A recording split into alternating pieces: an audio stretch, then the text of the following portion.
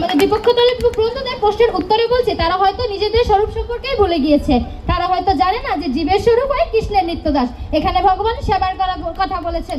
ভগবান তো বলেননি যে আত্মতত্ত্ব জ্ঞান অর্জন করা হচ্ছে জীবের স্বরূপ। তাই ভক্তগণ আমাদের কর্তব্য হচ্ছে ভগবানকে সন্তুষ্ট করার জন্য কর্ম করা। তাই বলবো শুধু শুধু মরার উপরে খাড়গা মারবেন না।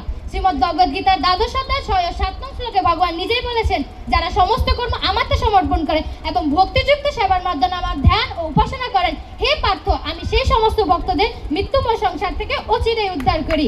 যেখানে ভগবান নিজেই বলেছেন ভক্তিযুক্ত সেবার মাধ্যমে তাকে হৃদয়ঙ্গম করেন, সেখানে আপনারা সেবাকেই বাদ দিতে যাচ্ছেন। আপনাদের সাহস তো কম বড় নয়। আমাকে তো মনে হচ্ছে আপনাদের অন্তরে রয়েছে বিষ আর মুখে রয়েছে মধু। বিচারক মণ্ডলী, স্বয়ং ধন সম্পত্তির দেবী মাতা লক্ষ্মী সর্বদা ভগবানের পাদ সেবনে রত থাকে। সেখানে আপনি আমি তো তুচ্ছ ব্যক্তি। যেখানে রূপে লক্ষ্মী ও গুণে সরস্বতীর মতো দেবীরা ভগবানের সেবা করছে, সেখানে তত্ত্বজ্ঞানের ভান্ডার লাভ করে আপনারা কি নিজেকে মিস ইউনিভার্স ভাবছেন? প্রশ্ন লইল প্রতিপক্ষ বন্ধুগণ, উত্তর দিয়ে যাবেন। বিচারক মণ্ডলী, যা গেছে বয়ে কি বা হবে আর কয়ে। আচ্ছা বন্ধুরা, আপনাদের ভবিষ্যতে বিয়ে শাদী করার চিন্তা ভাবনা আছে তো? কেননা শ্বশুর বাড়িতে গিয়ে আপনি কোনো কাজকর্ম তো করবেন না, রান্না বান্না করবেন না, ভগবানের সেবা পূজাও করবেন না। কারণ আপনারা তো সারা জীবন ব্যস্ত ছিলেন তত্ত্বজ্ঞান অর্জন করতে। শুধুমাত্র পালঙ্কের উপর গীতা ভাগবত খুলে বসে থাকবেন। আর শাশুড়ি যখন আপনাকে খোঁটা দিবে, তখন কাঁদতে কাঁদতে বলতে থাকবেন, শাশুড়ি কখনো মা হতে পারে না। আপনার শাশুড়ি যখন আপনাকে ডাল রান্না করতে বলবে, তখন আপনি ডাল রান্না করবেন ঠিকই, কিন্তু ডালে লবণ দিতেই ভুলে যাবেন। কেননা আপনারা তো তত্ত্বজ্ঞান নিয়ে ব্যস্ত ছিলেন। বিচারক মণ্ডলী, তাদের প্রশ্নের উত্তরে বলছে তারা হয়তো সেবাকে দাসত্ব বলে মনে করতে পারে, কিন্তু আমি বলতে চাই সেবা কখনো দাসত্ব হতে পারে না। সেবা হচ্ছে শ্রেষ্ঠত্ব। তাই বন্ধুগণ, আপনারা সেবাকে দাসত্ব বলে ভুল করবেন না। সেবা হচ্ছে শ্রেষ্ঠত্বের চূড়ান্ত প্রকাশ। বিচারক মণ্ডলী, আমার বিপক্ষ দলের বন্ধুরা যে এত তত্ত্বজ্ঞান করে বানরের মতো লাফাচ্ছে, তারা কি জানে পরম তত্ত্বজ্ঞান কি? পরম তত্ত্বজ্ঞান হচ্ছে সেই জ্ঞান যার মাধ্যমে আমরা জানতে পারি যে পরমাত্মা শ্রীকৃষ্ণই হচ্ছে সমস্ত জীবের পরম আশ্রয়, এবং সেই আশ্রয়কে হারিয়ে ফেলার পরই জীব তার স্বরূপ জানার জন্য বিভিন্ন ধরনের জ্ঞান অর্জন করে। তার প্রমাণে শ্রীমদ্ ভগবদ গীতার 4th অধ্যায়ে 35 নং শ্লোকে ভগবান নিজে বলেছেন, হে পাণ্ডব, এভাবে তুমি তত্ত্বজ্ঞান অর্জন করে মোহগ্রস্ত হয়েও না। রুকো যারা, সবার করো। আরো একটি প্রমাণ দিচ্ছি। শ্রীমদ্ ভাগবতের 2য় স্কন্ধের 4th অধ্যায় 16 নং শ্লোকে ভগবান বলেছেন যে মুক্তির প্রকৃত অর্থ হচ্ছে শ্রীকৃষ্ণের নিত্যদাস রূপে জেনে নিজেকে অধিষ্ঠিত করা। ভাগবতের এই প্রমাণকে আপনারা কি বলবেন বন্ধুগণ? প্রশ্ন রইল, উত্তর দিয়ে যাবেন। তারপরে যদি আপনারা আমার কথা না মানেন, তাহলে আমি বলবো আমার কথায় কান দিও না, মনটা দিও, আর পারলে একটু তোমার মাথাটাও দিও। বিচারক মণ্ডলী, আমার প্রতিপক্ষ দলের বন্ধুরা হয়তো ভুলে গিয়েছে বর্তমান যুগ হচ্ছে কলির যুগ। এই যুগে চোরে শোনে না ধর্মের কাহিনী, আর আপনারা আসছেন তত্ত্বজ্ঞান নিয়ে। আপনারা কি ভুলে গিয়েছেন যে গৌরাঙ্গ মহাপ্রভু নিত্যানন্দ ও হরিদাসকে কি বলেছেন? তিনি বলেছেন, শুনো শুনো নিত্যানন্দ, শুনো হরিদাস, আমার আজ্ঞা সর্বত্র করো প্রচার। প্রতি ঘরে ঘরে গিয়ে করো এই ভিক্ষা, বলো কৃষ্ণ ভজ কৃষ্ণ, করো কৃষ্ণ শিক্ষা।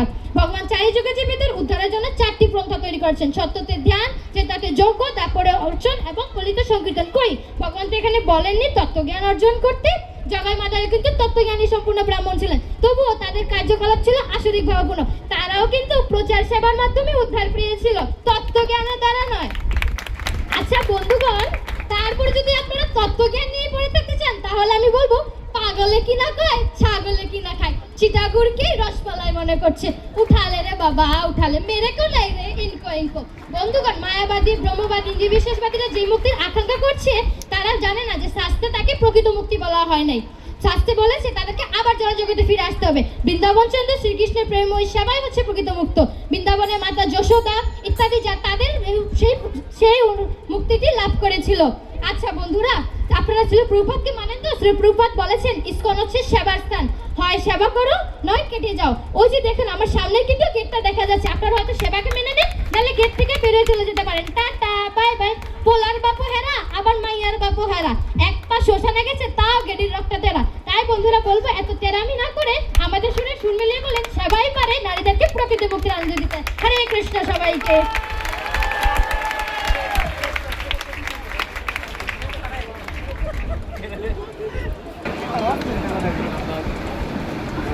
অনাদি বহির মুখ, অতএব মায়াতারের দেয় সংসার দুঃখ। হরে কৃষ্ণ। মাননীয় সভাপতি, বিজ্ঞ বিচারক মণ্ডলী এবং উপস্থিত সকল ভক্তবৃন্দদের জানাই আন্তরিক কৃষ্ণপ্রীতি ও শুভেচ্ছা। আজকে আমার বিতর্কের বিষয়বস্তু হলো আত্মতত্ত্ব জ্ঞান নয়, সেবা প্রবৃত্তি পারে নারীদের মুক্তির আনন্দ দিতে। যথেষ্ট যুক্তি থাকার কারণে আমি এর বিপক্ষে অবস্থান করছি এবং আত্মতত্ত্ব জ্ঞানের পক্ষে যুক্তি প্রদান করছি। বাংলায় একটি কথা আছে, প্রদীপের নিচে অন্ধকার, অর্থাৎ প্রদীপের আলো চারদিকে আলোকিত করে কিন্তু এর পাদদেশে অন্ধকার থাকে। একইভাবে মানুষ অনেক কিছু জানতে চায়, অনেক বিষয়ের উপর জ্ঞান অর্জন করে, কিন্তু আত্মতত্ত্ব জ্ঞানের প্রতি সম্পূর্ণ উদাসীন। শ্রীমদ্ ভগবদ গীতা নবম অধ্যায় 2 শ্লোকে বলা হয়েছে, রাজবিদ্যা রাজগুজ্জ পবিত্রমিদম উত্তমম প্রত্যক্ষ অগমম ধর্মম সুসুখম কর্তুম অভয়ম। আরও বলা হয়েছে 5 অধ্যায় 16 শ্লোকে, অজ্ঞতা হলো বন্ধনের মূল, জ্ঞান সূর্যের মতো অজ্ঞতাকে দূর করে। যদি আত্মতত্ত্ব জ্ঞানের প্রয়োজন না হতো তাহলে ভগবান অজ্ঞতাকে দূর করার জন্য জ্ঞানের মাহাত্ম্য কেন বর্ণনা করলেন? প্রশ্ন রইল, উত্তর দিয়ে যাবেন। শ্রীকৃষ্ণ তো পারতেন অর্জুনকে গীতার আত্মতত্ত্ব জ্ঞান প্রদান না করে সেবায় উৎসাহিত করতে, কিন্তু শ্রীকৃষ্ণ অর্জুনকে গভীর আত্মতত্ত্ব জ্ঞান দিয়ে তাকে প্রকৃত কর্তব্যের কথা স্মরণ করিয়ে দিয়েছিলেন। প্রতিপক্ষ বন্ধু, আপনার দ্বিতীয় বক্তার প্রশ্নের উত্তরেই বলছি, আমরা প্রতিদিন গুরুদেবের চরণে প্রার্থনা নিবেদন করে বলি, অজ্ঞান তিমিরান্ধস্য জ্ঞানঞ্জন শলাকয়া চক্ষুরুং মিলিতম যেন তস্মৈ শ্রী গুরুবে নমঃ। আমার প্রতিপক্ষ বন্ধুরা ভগবান ও গুরুদেবের প্রতি প্রণাম নিবেদন করে কিনা সেই বিষয়ে এখন আমার যথেষ্ট সন্দেহ আছে, কারণ তারা তো অজ্ঞতার অন্ধকারে নিমজ্জিত।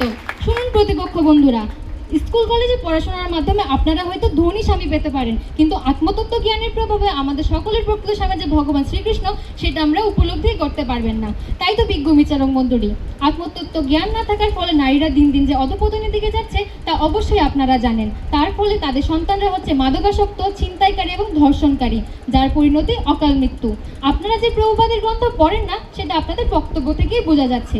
প্রভুপাদের আত্মতত্ত্ব জ্ঞান লাভের পন্থা গ্রন্থটি পড়লে এখানে ছাগলের মতো ম্যাঁ করতেন না। আপনারা তো মনে হয় গুরু পূজাও করেন না, কারণ গুরু পূজার প্রতিদিন গাওয়া হয় দিব্যজ্ঞান হৃদয় প্রকাশিত।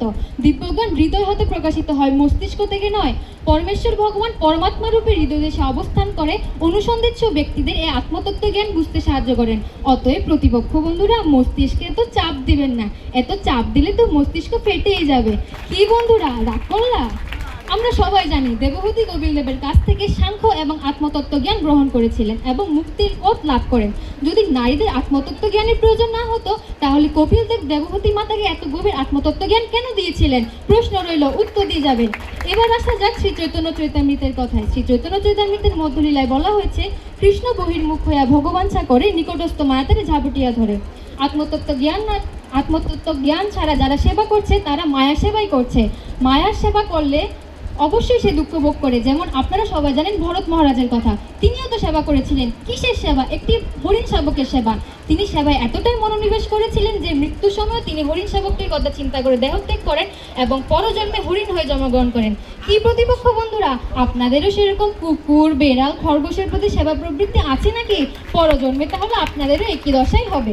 প্রতিপক্ষ বন্ধু, নোবেল বিজয়ী মাদার তেরেসাও তো কত সেবা করেছেন। তিনি কি আত্মতত্ত্ব জ্ঞানী ছিলেন? তিনি কি মুক্তির পরমানন্দ লাভ করেছেন? আপনারা যে বলছেন সেবা প্রবৃত্তি পারে মুক্তির আনন্দ দিতে, তবে তো পরীক্ষিত মহারাজও পারতেন 7 দিন ধরে শ্রীমদ্ ভাগবত শ্রবণ না করে সেখানে উপস্থিত ঋষিদের সেবা করতে। আমার আগের দুই প্রতিপক্ষ বন্ধুদের যে বক্তব্য শুনলাম তাতে আমার মনে সংখ্যা জাগছে। আত্মতত্ত্ব জ্ঞান না থাকার ফলে তারা নিজেদের ভগবান বলে দাবি করে সিংহাসনে উঠে বসবেন। এই যে আমাদের মন্দিরের ডাক্তার শম্পাশা এবং শ্রেয়ারঙ্গা মাতাজি, যিনি একজন প্রফেসর, তিনিও তো কত সেবা করছেন। তারপরেও তারা আত্মতত্ত্ব জ্ঞান লাভের প্রয়াসে বিভিন্ন কোর্স করছেন, কারণ তারা বুঝতে পেরেছেন আত্মতত্ত্ব জ্ঞান লাভ ছাড়া মুক্তির আনন্দ অসম্ভব। আর আপনারা শুধু সেবা দিয়ে